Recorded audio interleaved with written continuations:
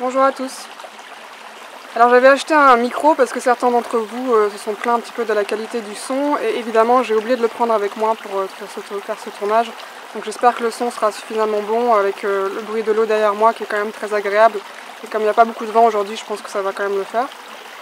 Alors dans cette vidéo, je vais parler du nouveau paradigme spirituel. Donc dans la dernière vidéo que j'avais postée, je parlais de tout l'aspect sombre du New Age et de la spiritualité, des pièges de l'ego spirituel, de la fausse lumière, et de tous ces concepts et ces théories de l'ancien paradigme spirituel qui ne nous servent plus sur notre chemin maintenant. Donc en ce moment, il y a vraiment un mouvement d'évolution vers ce nouveau paradigme spirituel. Tout le monde n'est pas encore prêt à rentrer dans ce nouveau paradigme. Il y a encore certaines personnes qui ont besoin d'apprendre certaines leçons par rapport à l'ancien paradigme spirituel et tout est ok. Chacun suit son propre chemin d'évolution qui lui est propre et avance à son rythme bien sûr. Donc si vous regardez cette vidéo, c'est que très probablement vous êtes ou prêt à rentrer dans ce nouveau paradigme spirituel ou alors vous y êtes déjà. Alors c'est quoi exactement le nouveau paradigme spirituel ? Bien déjà, c'est de prendre conscience que l'évolution spirituelle, c'est une avancée, en fait, un mouvement vers de plus en plus de conscience. Donc tout ce qui est inconscient remonte à la lumière de la conscience et on est là, en fait, pour accueillir avec amour et bienveillance tout ce qui va remonter à la surface pour pouvoir l'intégrer complètement. Et la manière dont on l'intègre, c'est évidemment au niveau du cœur. Donc on pourrait dire que c'est intégrer sa part d'ombre pleinement, l'accueillir et l'intégrer avec amour et bienveillance. Donc dans le nouveau paradigme spirituel, c'est la fin de la conscience victime et c'est la fin de tous les schémas victime, bourreau, sauveur. Parce que quand on est encore dans la conscience de la 3D ou de la 4D, on est encore un peu à un stade enfant ou adolescent, où on va systématiquement pointer du doigt à l'extérieur et chercher des coupables à l'extérieur pour comment on se sent à l'intérieur et pour nos maux, pour nos souffrances. Donc on va toujours accuser quelqu'un ou quelque chose à l'extérieur, que ce soit les parents, la famille, le voisin, les Illuminati, les reptiliens, les entités, l'État, etc., etc. Donc le nouveau paradigme spirituel, ça nous invite vraiment, et je pense que c'est ça le mot-clé en fait de ce nouveau paradigme, c'est la responsabilisation par rapport à ce qu'on vit, par rapport à ce qu'on manifeste dans notre vie, par rapport à la réalité qu'on se crée.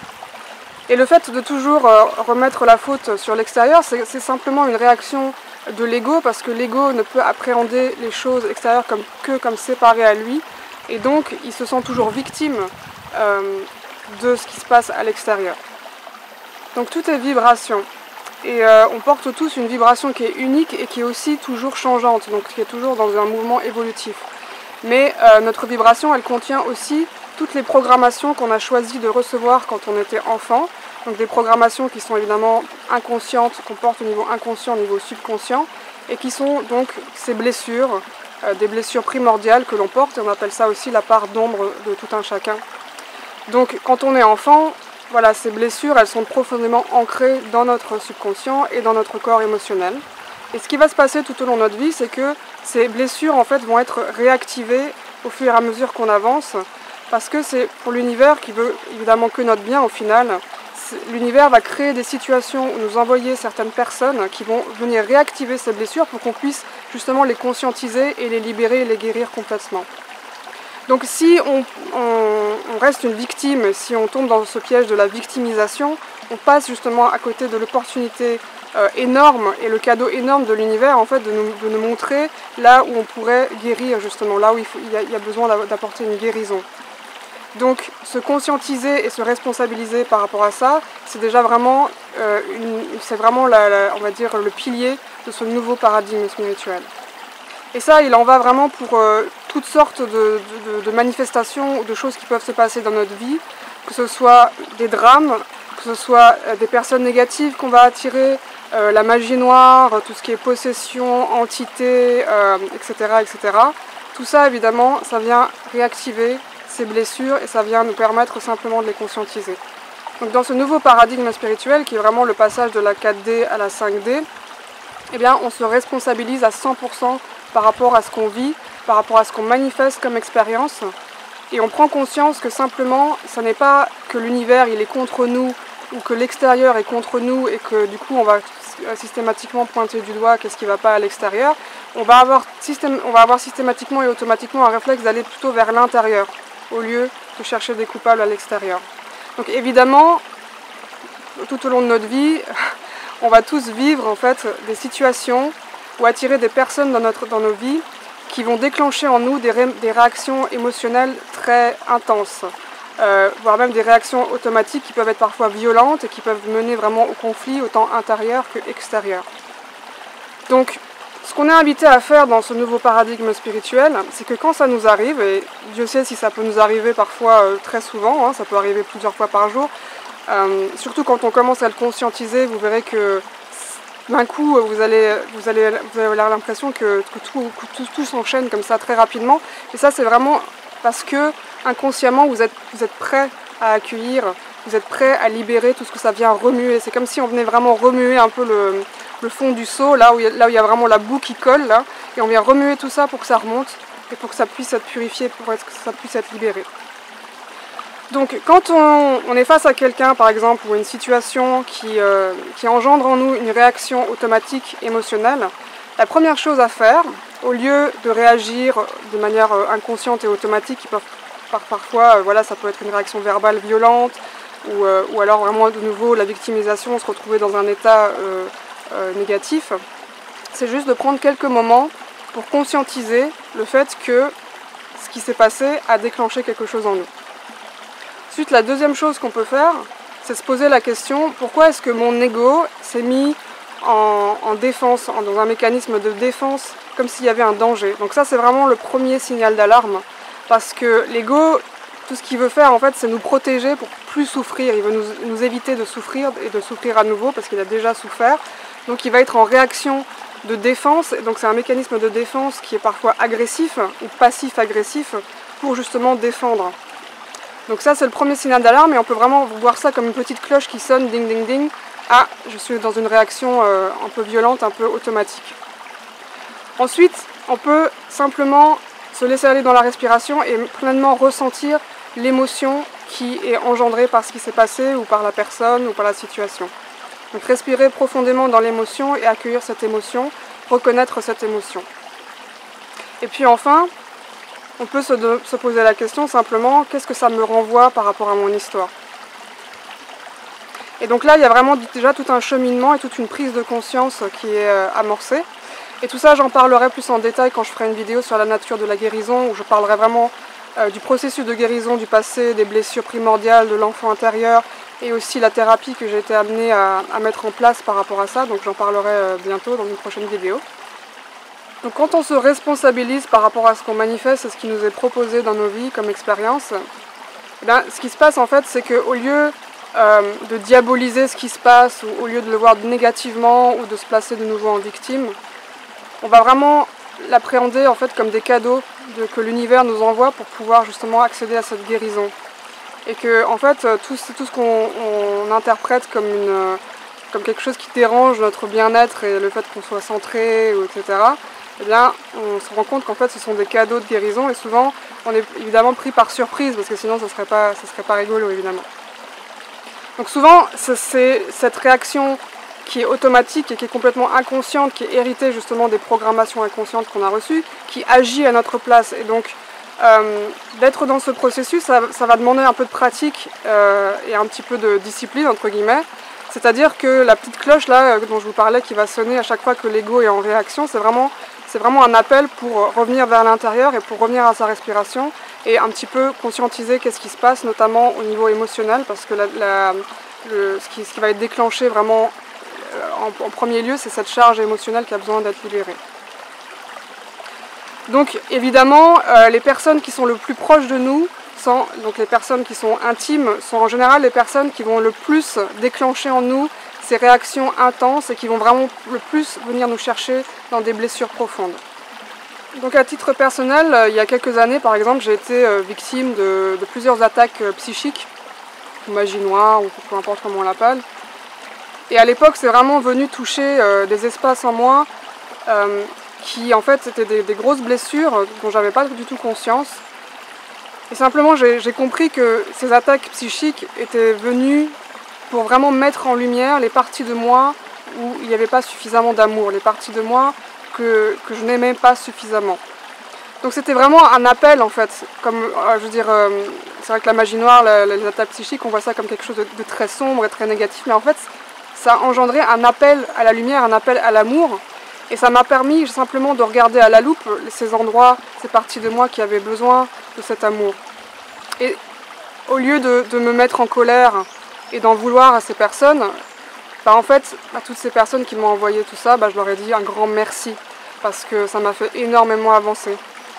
Et il en va de même pour tout ce qu'on va manifester dans sa vie, même si on a l'impression, évidemment, en premier lieu, que c'est très négatif et que ça nous fait du mal.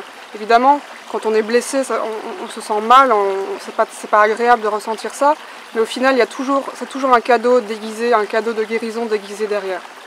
En aimant toutes les parties de soi qui sont en mal d'amour et d'attention, et en les traitant avec douceur, on se dirige de plus en plus vers la conscience du cœur, qui est cette conscience de la nouvelle terre.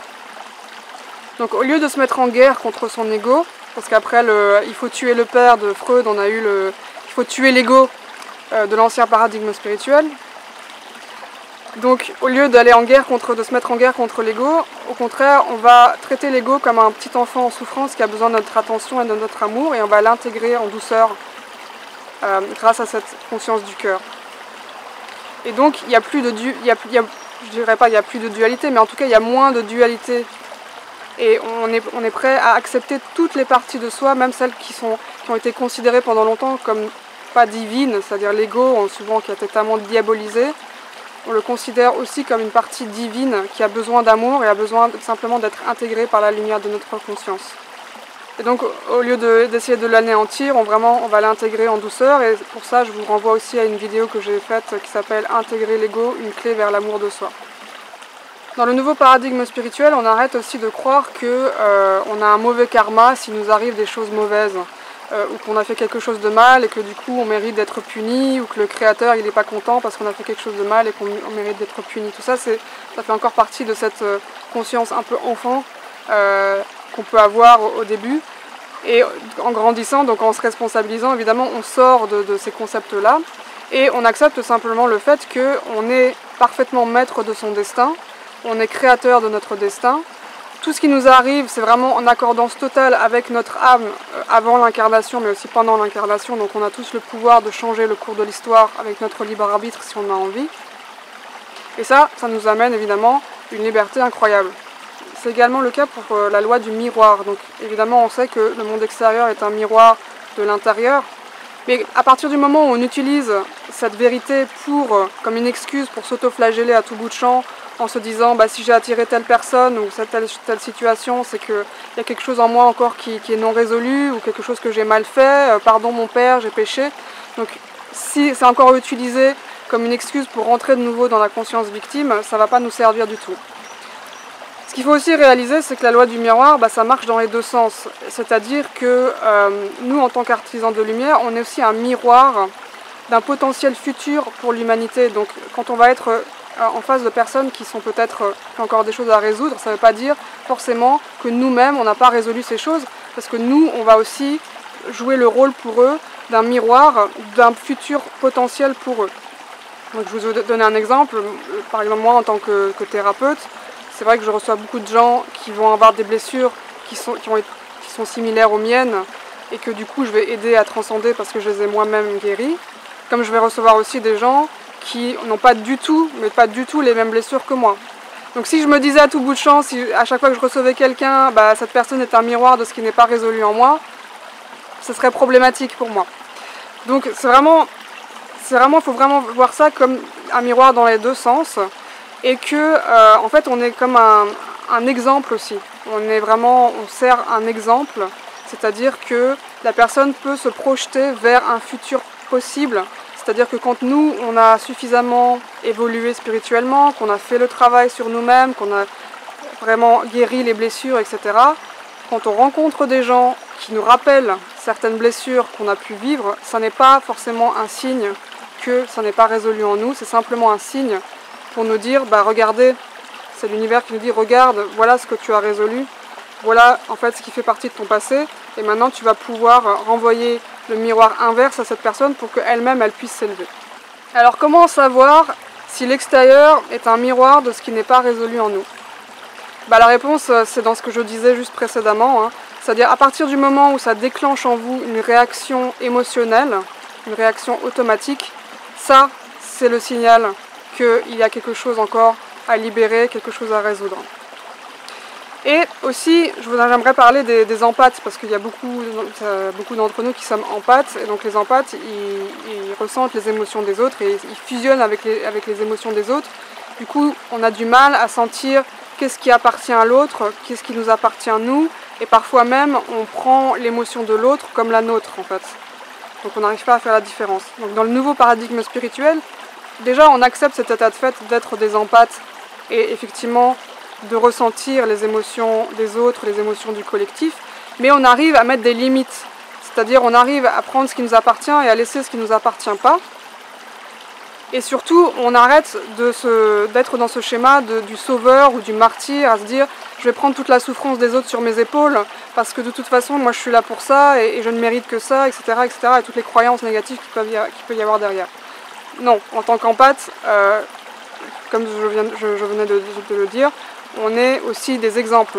C'est-à-dire que par cette sensibilité et cette manière de se mettre en accordance et dans cet état compassionnel aussi avec l'autre, on va montrer en fait la voie vers la voie du cœur. Et bien sûr, le chemin d'évolution qu'on suit, c'est un exemple en soi. C'est-à-dire que vraiment, à chaque fois qu'on guérit quelque chose et qu'on libère quelque chose, on aide aussi le collectif à se libérer de ça. Dans le nouveau paradigme spirituel, on fait aussi la différence entre jugement et observation. C'est-à-dire que l'état d'observation, c'est l'état naturel de l'âme. Donc c'est presque comme un état méditatif où on est observateur de la réalité et on ne ressent pas le besoin de poser une étiquette sur les choses ou d'avoir une opinion forcément sur les choses. On est juste dans cet état d'observation neutre, donc autant pour ce qui se passe à l'extérieur que par rapport à ce qui se passe à l'intérieur, ou la réaction qu'on peut avoir par rapport à l'extérieur. Alors que le jugement c'est évidemment l'outil de l'ego. Donc à partir du moment où on pose des jugements, on sait que c'est une vision, une perspective subjective de notre identité et de notre ego. Alors évidemment, on a tous un ego, on a tous un mental et on juge tous. Donc je ne suis pas en train de dire que juger c'est mal et qu'il faut absolument éviter de juger et plus jamais juger, et plus jamais porter des jugements, parce que ça, de toute façon, c'est impossible.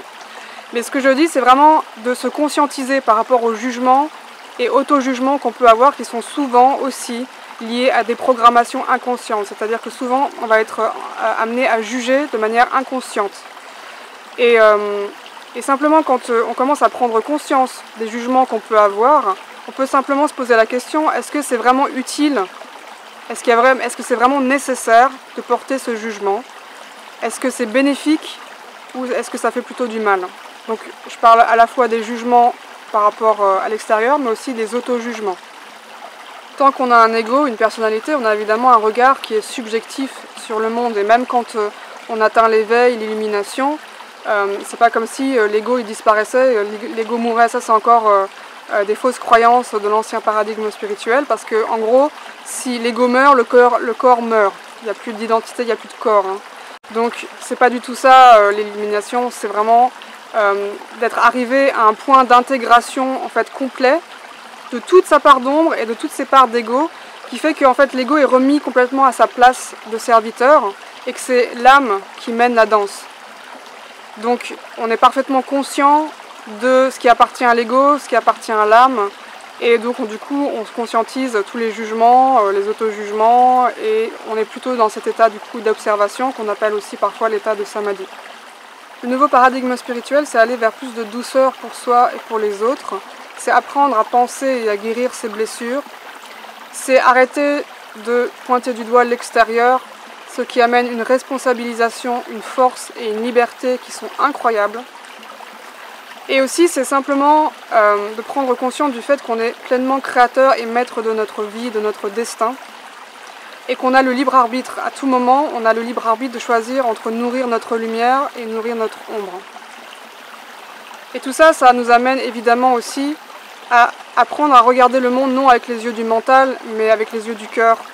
Ce qui nous permet vraiment d'ancrer cet amour qui est notre nature véritable et ensuite vraiment de le rayonner au monde. Et donc, en faisant cela, évidemment, on apprend aussi tout au long du chemin à devenir nos propres guides et nos propres guérisseurs. Satnam.